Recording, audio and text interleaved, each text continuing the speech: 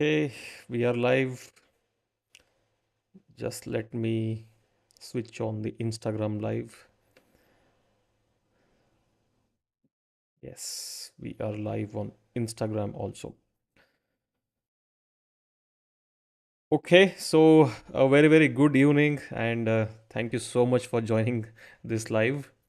I'm honored that you are here and decided to give your time to me and spend your valuable time with me. Thank you so much for joining.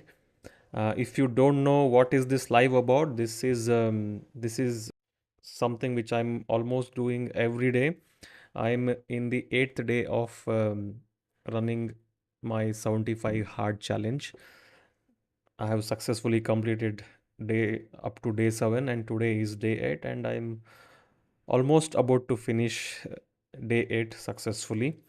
So 75 hard challenge is a mental toughness challenge. It is not a fitness challenge, it's a mental toughness challenge where you got to do 5 tasks on a daily basis for the next 75 days without failing in any of the tasks and without making any modifications to it. So, task number 1 is you have to fix a diet and follow the diet. I have been doing that. Task number 2 is you have to drink 1 gallon of water on a daily basis without fail, and I have been doing that so far. Task number 3 is to do 2 workouts in a day, and each workout have to be at least 45 minutes, and one of the workouts must be done outdoors, and I have been doing it successfully so far. Task number 4 is you have to read 10 pages of a non-fiction book daily for the next 75 days without miss, and I've been doing that, and this is where in the live I share the lessons which I've learned in those 10 pages, or maybe I read more than 10 pages because I love reading, and if I have more time I would prefer to spend that time reading. And the task number 4 is to take a progress picture on a daily basis for the next 75 days, and each one of these tasks is very simple and not really so hard in itself, but the hard part is you have to do it without fail for the 75 days without making any excuse.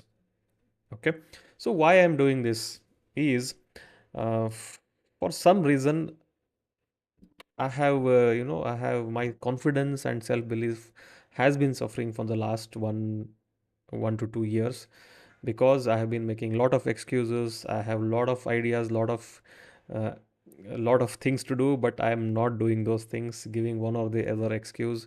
And sometimes situation is such that it is easy for me to make it as an excuse. But what 75 hard teaches is regardless of your situation, you have to do what you're supposed to do.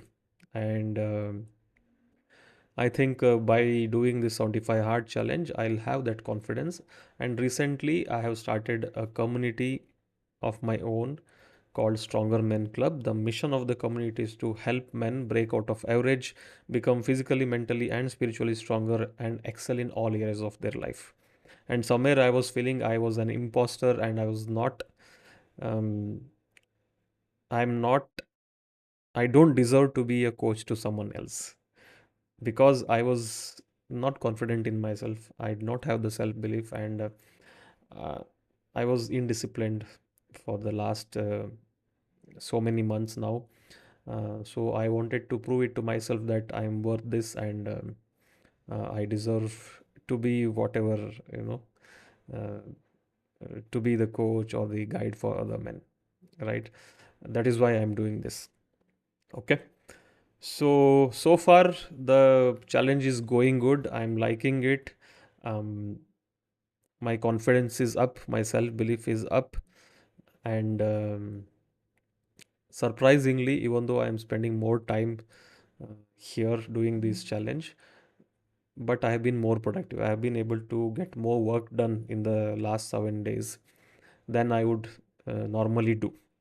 Okay, and that's the benefit of 75 hard. It will help you to focus on whatever is important and essential for you to move forward.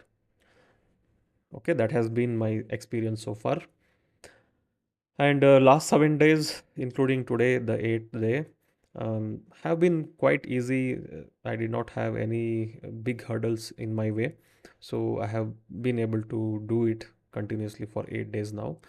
Um, and we have to wait for the coming 67 days if there are big hurdles. And um, as of today, I can say I have the confidence that I can face any of these hurdles and somehow manage to complete this challenge.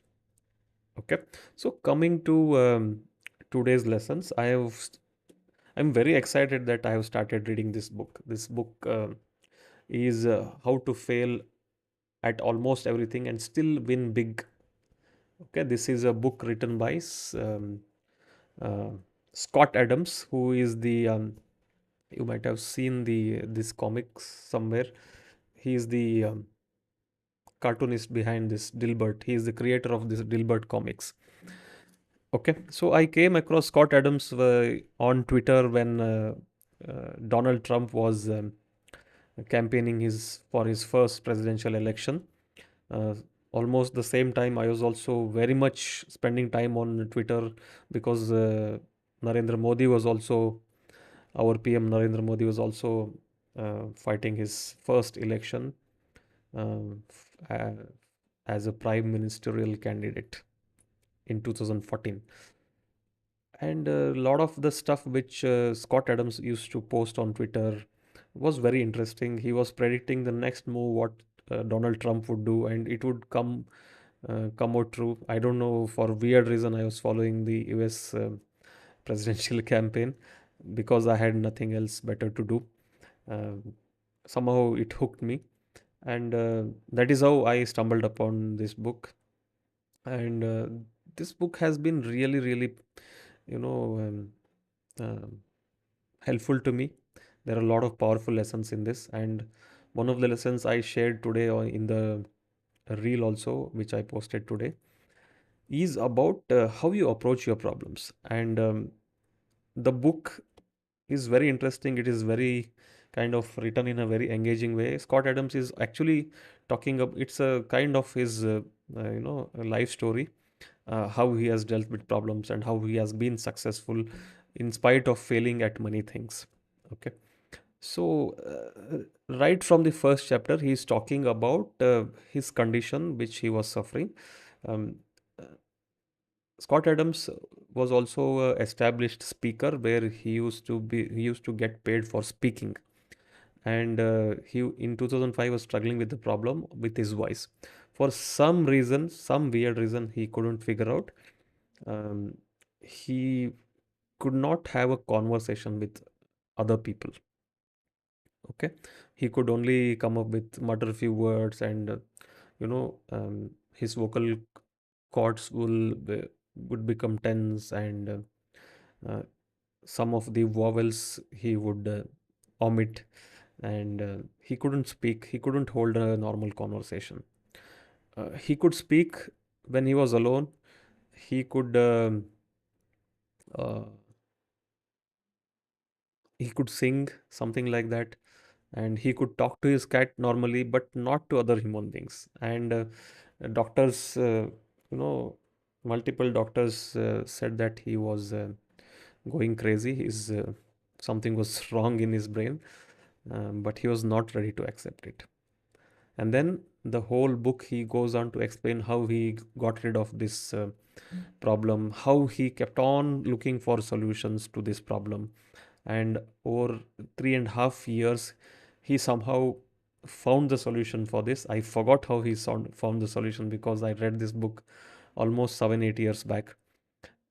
So that is a very interesting premise, and over the course of this book he also talks about all his problems, right from when he was I think he was in high school, from that point onwards, and all about his problems and successes. And he teaches the lessons of success through this book, how you can fail at everything and still succeed in life. And that's a very, very interesting way to teach these success lessons, right?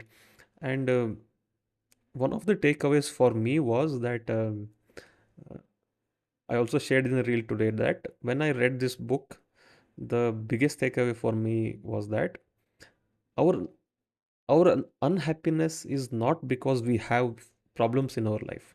Our unhappiness is because we are not able to solve these problems, or we are not choosing to solve these problems, which is true in most cases. It's not that we cannot solve all our problems, we don't believe that we'll be able to solve this problem, or we don't choose to solve the problem. And I was doing the same thing with my life. I had problems. I um, i was sad about those problems. I was kind of cribbing about those problems. I knew there were problems, but I was not taking any steps to solve those problems. Okay. And when I was reading this book, I also happened to start losing hair, and my hair was, hair were thinning. Um, my hair is still thinning, and I'm still losing hair. You can see, um, but the process has slowed down now, because once I read this book, I thought, why to accept this problem and uh, face the risk of becoming bald very quickly. I think for me it is genetic. It is my genetics that I lose hair, and my father, my uncles, everybody is bald. Uh, and it is obvious that I'll also lose it someday. It's male pattern baldness. But why not try to solve this problem? Why not deal with this problem? Okay, because my father and my uncles, they might have done something when they were young, but they gave up, and that is why they they ended up bald. But I thought, why not try? And then I took an appointment to dermatologist, um, and I went there, and dermatologist suggested me this solution called as minoxidil. I'm still using it to this day. Okay. I apply it almost every day to my hair, and that is why I have been able to save my hair so far. Otherwise, I would have been I would have lost all my hair by this time. Okay. And every now and then, when I don't use this minoxidil, I stop using it. I start losing hair again, and every time I don't do this, I lose them forever. And that is why I my hair are thinning, and some places I'm almost feeling like I'm getting bald. But I could extend this for the next 8 years or 7 years, just because I read this book, just because I got this lesson or insight that um, we have to get behind our problems and try to find solution for that. And that will keep us mm, that will empower us, and that will make us feel powerful, rather than feeling like a victim, or uh, feeling like you are helpless. Okay. And I think some these lessons, what happens is, you read it, when you apply it, it gets ingrained in your mind.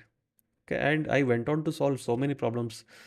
Even the smallest of the small problems, there is always a solution. But because it takes this brain power, because it takes you to spend energy to think about it, to find a solution, to decide upon the right course of action, we, or let's say our brain is trying to spend less and less energy, because our brain consumes a lot of energy, and we evolved to somehow conserve this energy. That is why we have these cognitive biases and all. There is a way to short circuit, or work around taking decisions.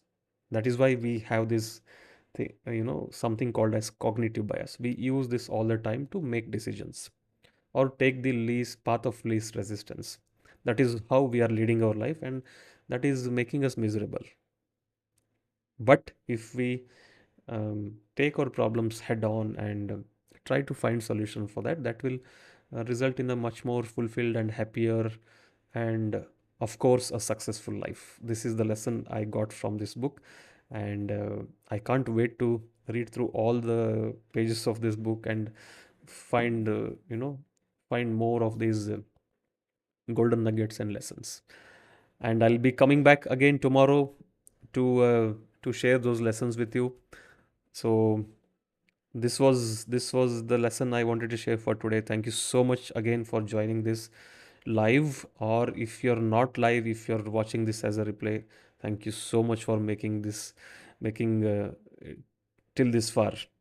Okay, so I'll be back tomorrow with more lessons from this book, and probably I have kind of worked the schedule, and I'll come live somewhere between 8:30 to 9 p.m. every day except for Wednesday, where I'm planning to come live on 8 p.m. Okay. So that's it for today. Thank you so much for joining, and I'll see you tomorrow with a new live and new lessons which can fuel my success and your success. Thank you so much. Bye bye.